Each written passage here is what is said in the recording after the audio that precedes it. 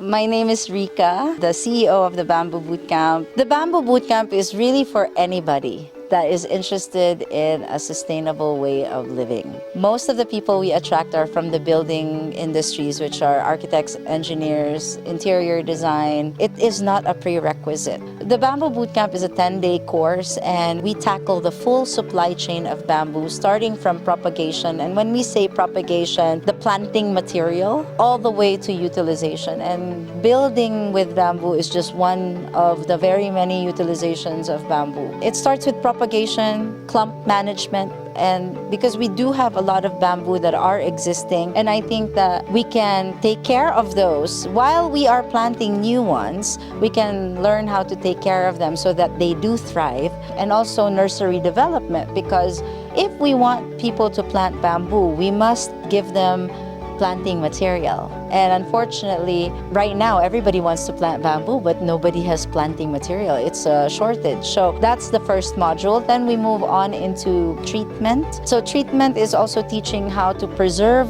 the bamboo. There's actually techniques on how you can prevent from bamboo being the house of the termites by removing its starch and sugar, and that's in the treatment process. So we teach 9 different treatment methods. And all of these modules, when we teach them, it's half lecture, and whatever we lecture during the day, they actually have to do in the afternoon. So you're taking on the theory, and then now they get to test the theory themselves and do hands-on exercises. And then designing with bamboo would be our third module, where they're actually using bamboo sticks who act like bamboo poles and design with it. I think you guys saw the scale models, and what comes out of that day is a scale model of a bamboo structure, at the same time the bridge. Fourth module is joinery techniques. So how do you join bamboo so it maximizes its strength?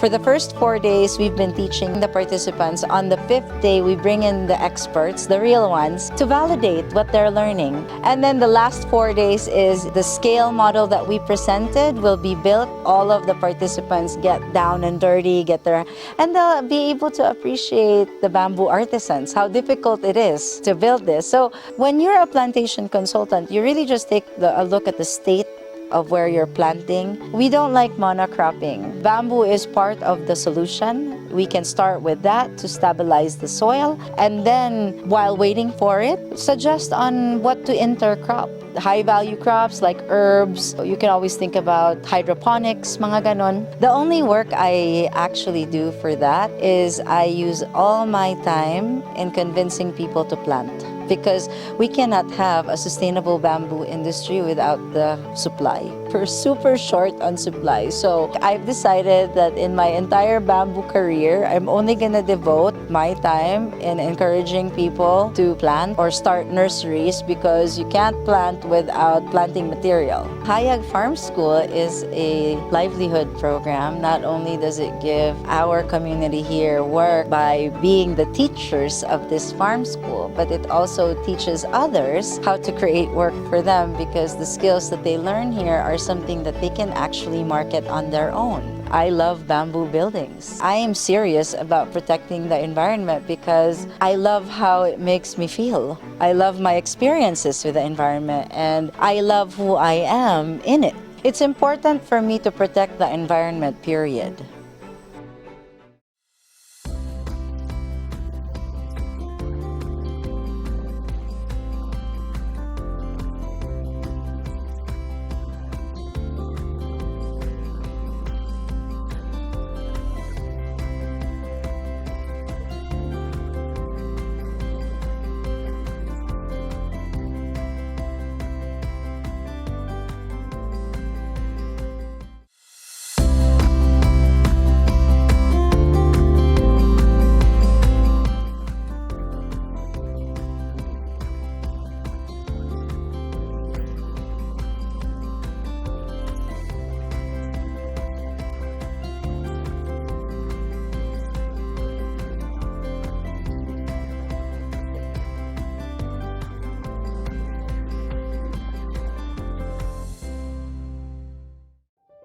Alright, hello Sir Jed. My name is Martin. It's nice to meet you. Sir, nakita ko po ang Hayag Farm School sa Facebook and I'm really curious about it. I'd like to know more. So can you tell me what is the inspiration behind this project?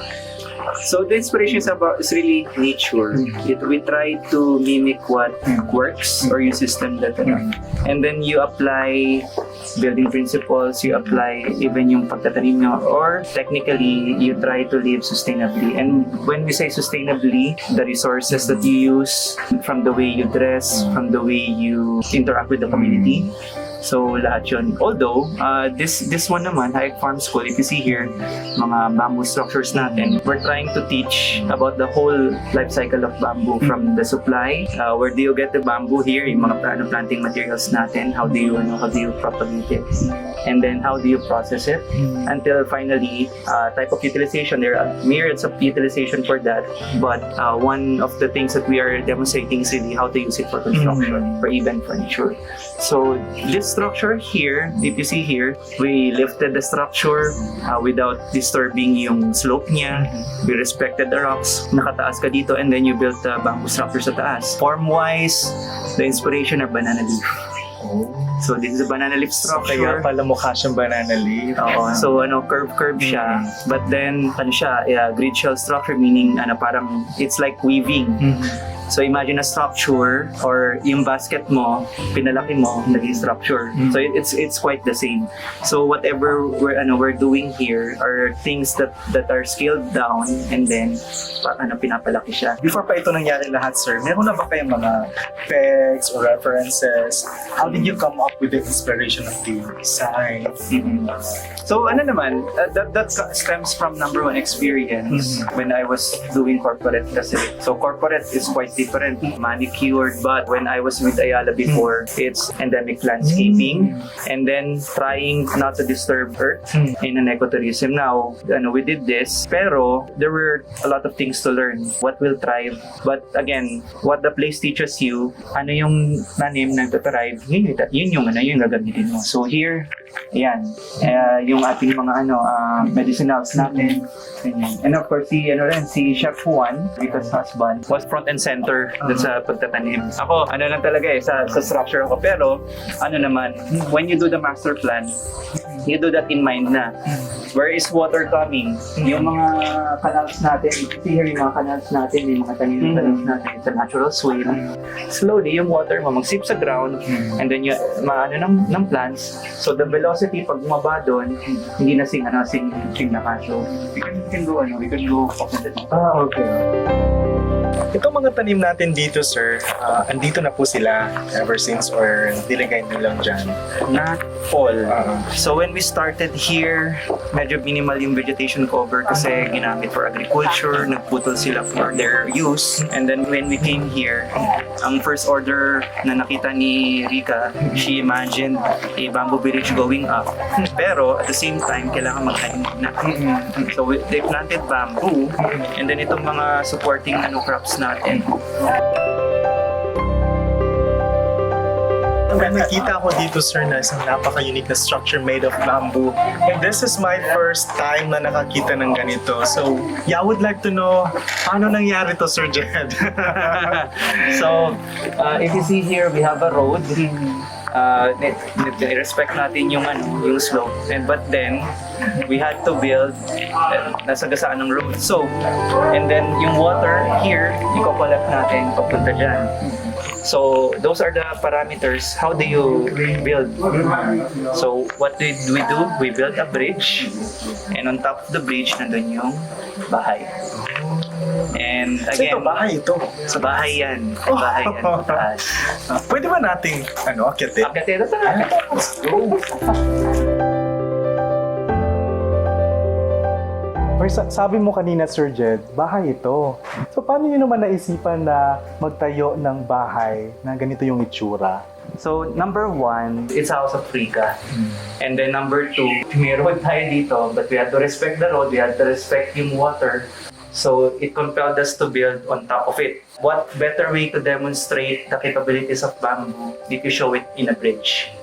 Pero, to spike it up, ginawa natin ang bahay yung top ng bridge. So now you have the tulay or what we call the bamboo bridge house. And what you're seeing here is 4 years of effort ng ating mga workers. Kasi again, when Bamboo Bootcamp started here, their skill set minimal. But 3.5 to 4 years constant working, now you have something like this. Before kasi, when we started, if you see, may story rin yung mga structures dito. When we first started, it was poste, biga, and then very simple construction. And then habang nagtatagal, we kept on building and building, and then we kept on improving our techniques. So this is one culmination. Meron tayong mga poste, may mga biga tayo, and then nakikita mo naglalaro na. You're seeing curves. And then large spans na walang poste, may mga arches lang tayo. So, na-demonstrate natin the strength of bamboo. And at the same time, kaya pala ng Pinoy. These same workers, dalawa, dinala natin sa Bali. Because again, when people say bamboo architecture, ang unang naisip nila, it's actually Bali, Indonesia, Daibuku.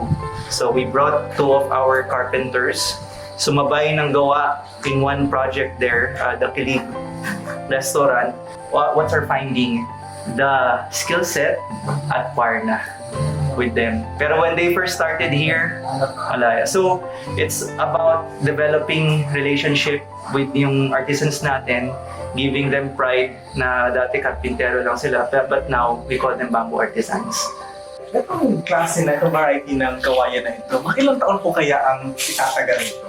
So as long as bamboo is not exposed to UV and moisture, at tapos interior siya, and it's treated against powder post beetle, termites, or yung bukbok, pati anay, it's gonna last lifetime. Number 1, you have to harvest the correct age.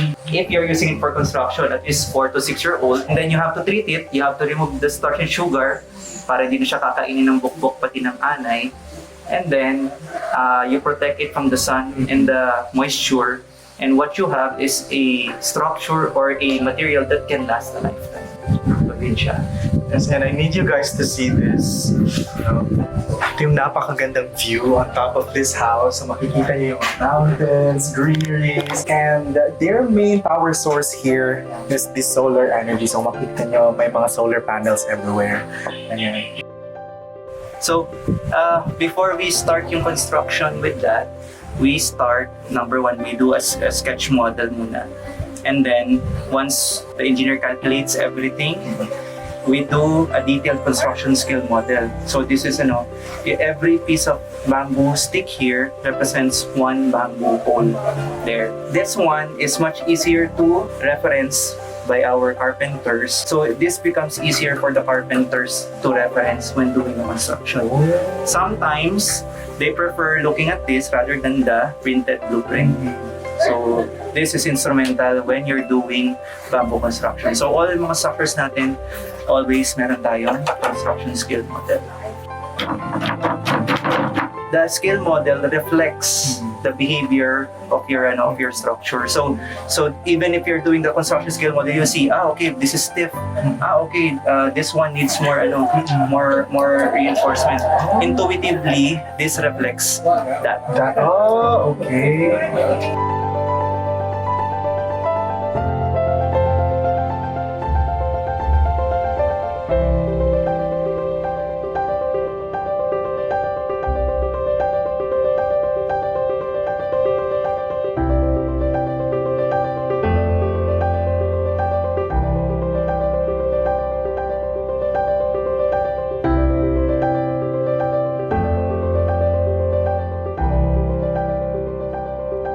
Sir Jay, can you tell us what this building is about?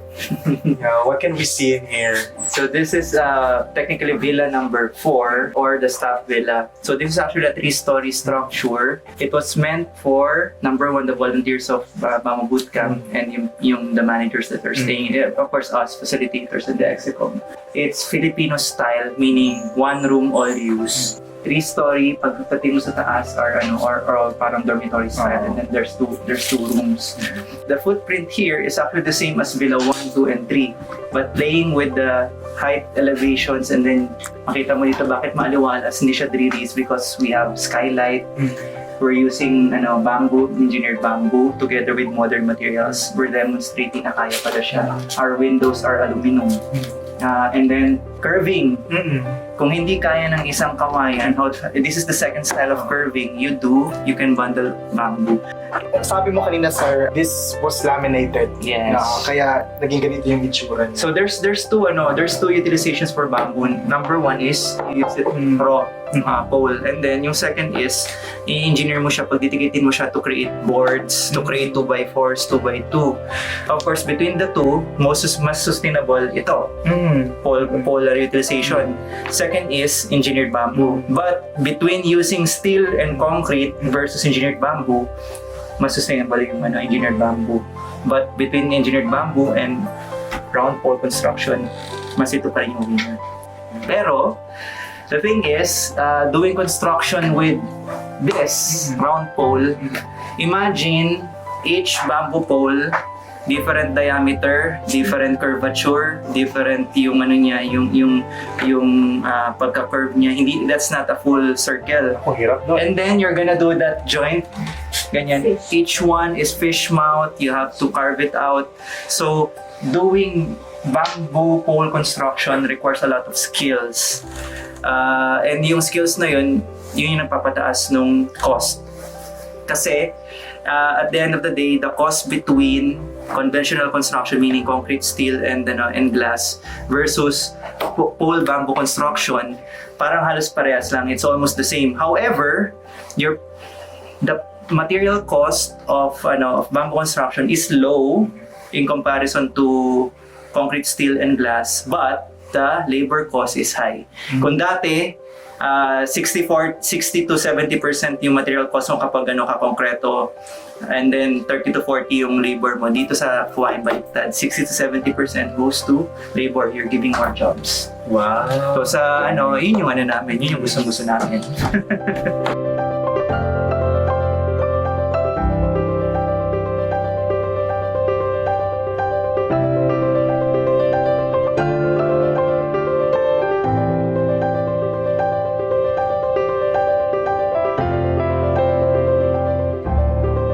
Even yung mga decorations nila inside their villas, dito rin ginagawa. Tignan na lang naman ito.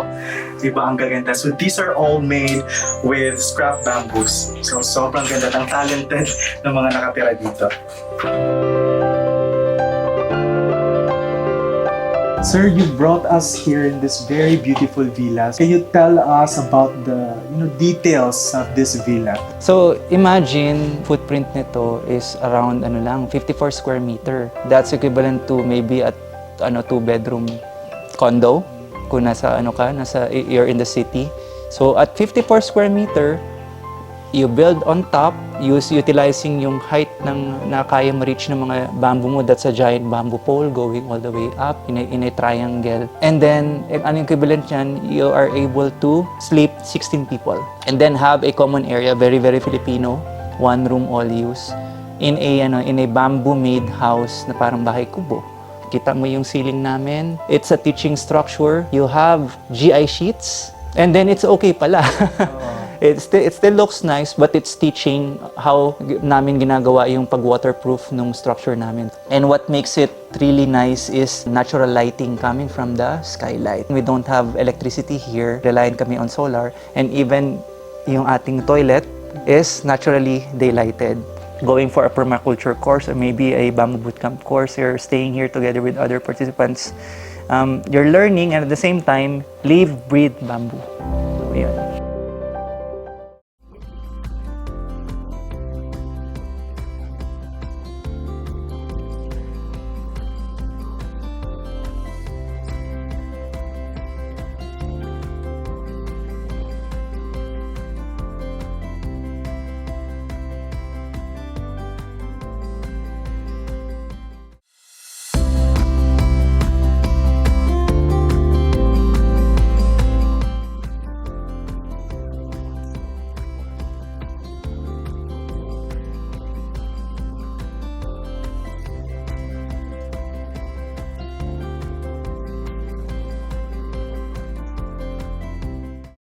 I am Ray Ross Montejo. I am the site manager in Hayag Farm School. This place is called Hayag Farm School, and then the workshop that we are doing, what we call Bamboo Bootcamp. So this is our main facilities for our workshop, which is the Bamboo Bootcamp. As the project grows, especially the Bamboo Bootcamp. We have 5 staff na yun talaga yung powerhouse ko when it comes to bootcamp. Kasi nagbo-bootcamp kami outside Davao from Luzon, Visayas, Mindanao. So it's like all over the Philippines. So ang dinadala namin are the locals. So like 2 skills and then the assistants. The Hayag Farm School continues to give livelihood opportunity and we actually promised them stability. We managed to get this area in return for us to give them livelihood. Ako si Dialing Manjolay Laglagan, gardening team. Nakatunan ako ang tanan, pamaagi sa pagtanom sa mga kawayan. Nailhan ako ang tanang different kinds of species sa bamboo, gumikan ani nga project. Malipayan kay ko kay nawala na akong kaulawon since nga nakasulod ko diri and tanan nga mga tribo is nahatagan og mga trabaho, tagsa-tagsa ka mga trabaho pinaagi ani. Nahatagan pod og mayong edukasyon ang akong anak sukad sa akong pagtrabaho diri. My name is Lolita. I'm 28 years old from Bulgaria. I travel around Southeast Asia and this month I decided to come to the Philippines. So I was looking at different volunteering positions around the Philippines and this one was the one that suited me the best. What makes my volunteering experience here unique comparing to the past experiences is that it's my first time living with a tribe, living in a bamboo camp, learning how to harvest the bamboo, how to treat the bamboo, how to build the houses. I haven't seen till now something like this, so yeah, it's fascinating. And I feel like very grateful to the universe that has sent me here. I feel very fortunate that I could come and offer my help in return of exploring how the bamboo is growing, how the bamboo is developing, what you can do with bamboo. Working with the community in Hayag was definitely challenging at first. I would say a little challenging just because of the language barrier and of how shy they are. They want to talk to you, they want to do stuff with you, but they're very shy. So often they would just escape from you or hide or just be too shy, too embarrassed to speak. But after they open up, it was really lovely because we had a lot of laughs, a lot of exchanging of the point of views. I think that they had to like get used to us being around them all day. So once they opened up, it's really nice, like to just spend time with them and exchange conversations and stuff. There are 3 of us in Bamboo Bootcamp. So we have Kevin, of course, Rica, and then I. So working on how is it working with them? We are problem-solving team. We can do it on our own, but I find it really easy if we do it together. We complement each other. If one is down, the other can step up without even asking about it. Working with that is flow. We work on a flow. If there are blockages, is it something that we can hurdle on, or is it something we need to do alone first, and then we combine our forces and and hurdle it on. Working for advocacy and passion, it's like home. Home is where you can be yourself with all your faults and all of your inadequacies, and it's okay. Yeah. For me, Jed and Kevin, as well as our parents in this industry, which are the legends, the mentors, we are a family where we're all aligned. We have the same vision and goals. I think that makes it easier to work in flow, I guess, in flow. right? Hayag Farm School is the proof of concept. Bamboo Bootcamp is a movement. Even if it's not us, it will still continue. That's and again, we are just catalysts. We are like an ignition key for people to know sustainable living, to go venture into that. And if other people are able to do it or mimic or maybe any semblance of it, maybe we'll have a better world. My vision for the Bamboo Bootcamp is so that it spreads like wildfire all over the Philippines. There should be a Bamboo Bootcamp in every region of the Philippines where they don't have to come here to actually learn it. My vision for the Bamboo Bootcamp is for it to be accessible to all. My vision for Hayag Farm School is for the Matigsalog community that I found here 4 years ago to be the ones running it already. For the Hayag Farm School to be their farm school, because this is their land and this is their culture and this is their tradition. And when that time comes, it's telling me that they already see the value of this area the same way everyone else does. So that's it. Very simple vision.